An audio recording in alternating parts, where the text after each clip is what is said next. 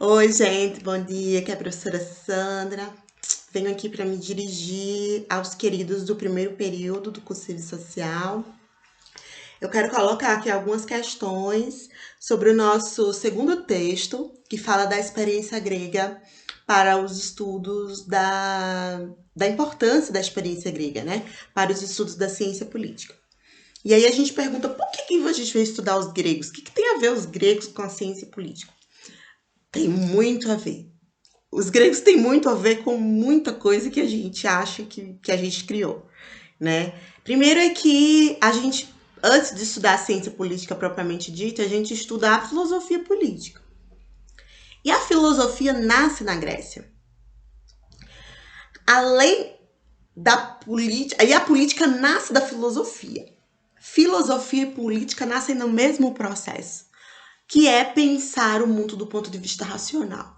Como assim, professora, do ponto de vista racional? A gente não sempre, nós sempre fomos racionais? Nós sempre fomos racionais, mas a explicação que o homem dava para o mundo era muito baseada nas explicações mitológicas, nas explicações divinas do mundo. Então, quando se pensava, por exemplo, na chuva, no processo, no fenômeno da chuva, as pessoas pensavam o quê? Pensavam na concessão aí de um deus da chuva que foi e fez chover, né? O deus da chuva, o deus do vento, o deus do vinho, o deus da água, o deus do mar, enfim. Os gregos, pela primeira vez, falaram: não, a chuva e os outros fenômenos do mundo não podem mais ser vistos a partir de uma concepção mitológica divina, mas o mundo precisava ser pensado a partir de uma racionalidade, de algo que poderia ser experimentado, de algo que poderia ser observado. Então ele vai dizer: a chuva não nasce por causa do deus da chuva. A chuva, ela é resultado de um fenômeno físico, é resultado de um fenômeno químico e biológico. A água evapora, faz a formação de nuvens, depois, enfim, desce como chuva, enfim. O ciclo da água pensado a partir de um ponto de vista racional. Isso os gregos fizeram muito, não só com a chuva, mas com todos os outros fenômenos naturais e com os próprios fenômenos sociais. Então, os gregos pensaram o mundo racionalmente. E aí a política veio também como resultado disso, porque a política não era mais resultado de uma certa intervenção divina, mitológica, mas a política era uma construção humana. Os homens que teriam que criar a melhor forma de conviver politicamente. Então a política começa a ser refletida como resultado da organização do homem em sociedade. Então os gregos começavam a dizer: não, nós precisamos não receber ordens divinas, mas nós precisamos pensar racionalmente e criar leis de convivência social.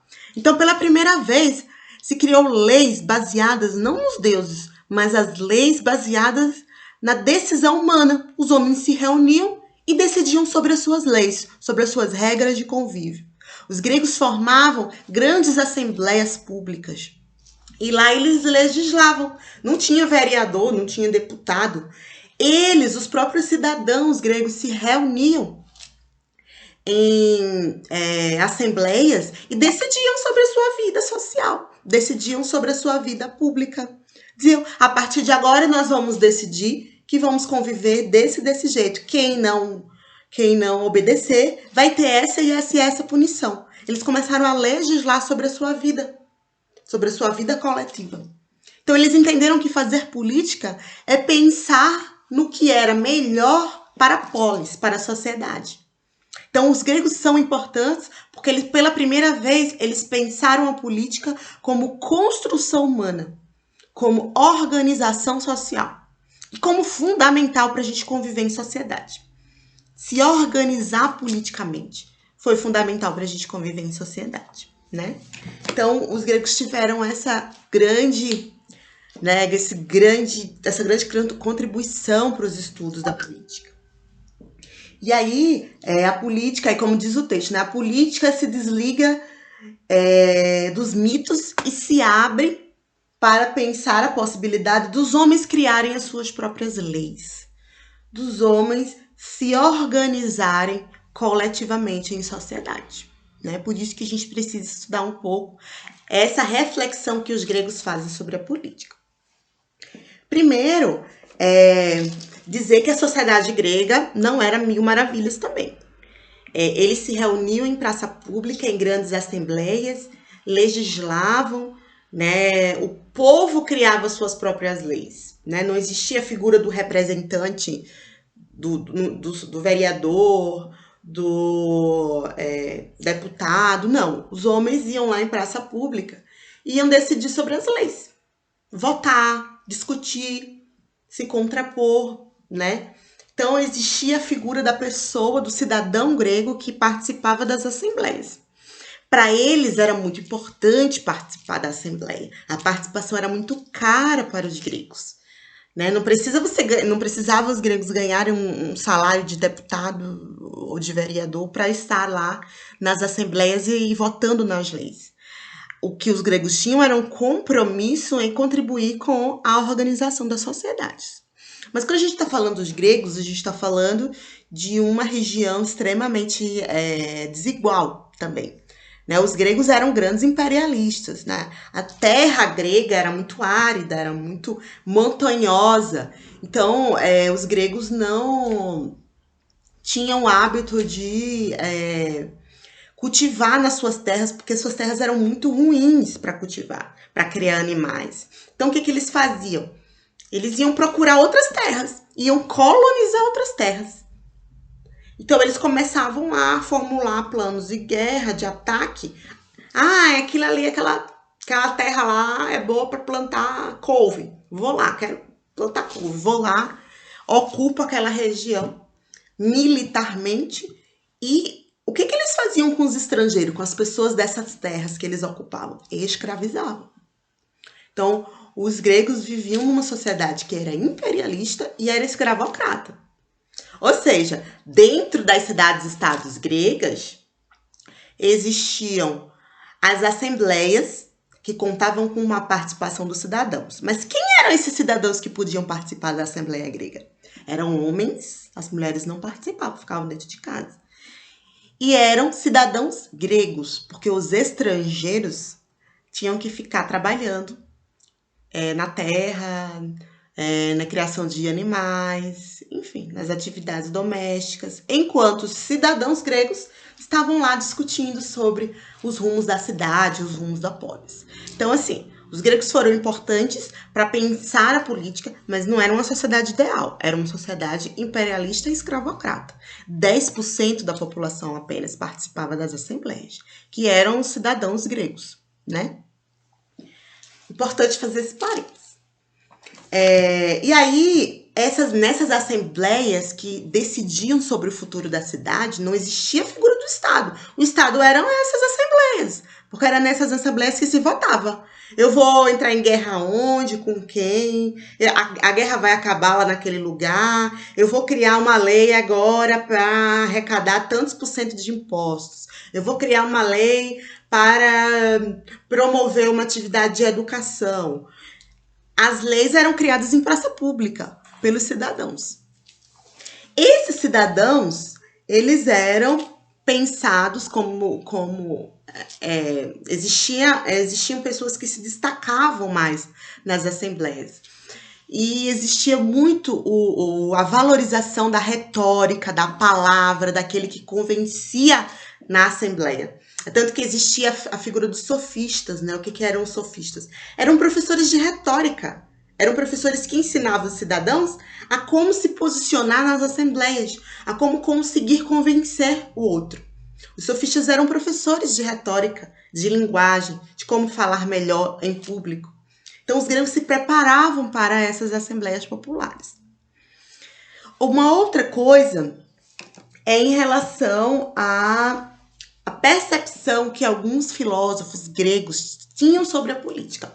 E aqui eu vou destacar, o texto destaca 2 grandes pensadores gregos que discutiam sobre a política, que eram Platão e o Aristóteles, né? Tá lá no texto de vocês. Bom, primeiro que o Platão entendia que a filosofia e o pensar filosófico e o pensar racional é que, de alguma forma, iria libertar o homem das garras da ignorância.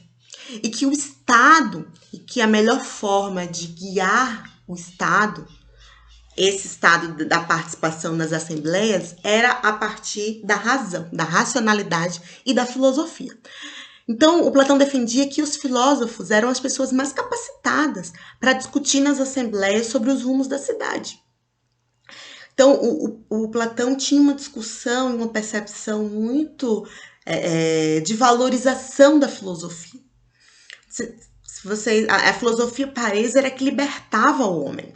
Era aquele que dava ao homem a capacidade de entender melhor as necessidades e de formular as melhores decisões, né? Pensar nas melhores decisões. Então, por exemplo, a gente for pensar no mito da caverna, vocês já ouviram falar do mito da caverna de Platão, né? O que era esse mito da caverna, né? Depois procurem. O mito da caverna, a alegoria da caverna que o Platão contava, pode ser explicada para que a gente entenda como Platão valorizava, né, a filosofia. Bom, de uma maneira bem simples, bem rasteira, né? O que era esse mito? Ele criou uma história, né, de homens que estavam presos em uma caverna. Essa caverna ela é fechada, escura, os homens estavam lá presos, e fora da caverna tinha a luz do sol. Então a luz do sol entrava numa brechinha pela caverna e projetava na parede. Os homens estavam de costas para a porta. E eles viam só a luz que entrava na porta e projetava na frente deles, na parede. É como se eles tivessem a luz do sol tivesse aqui, projetava, eu estou aqui, estou vendo o que a luz do sol está projetando.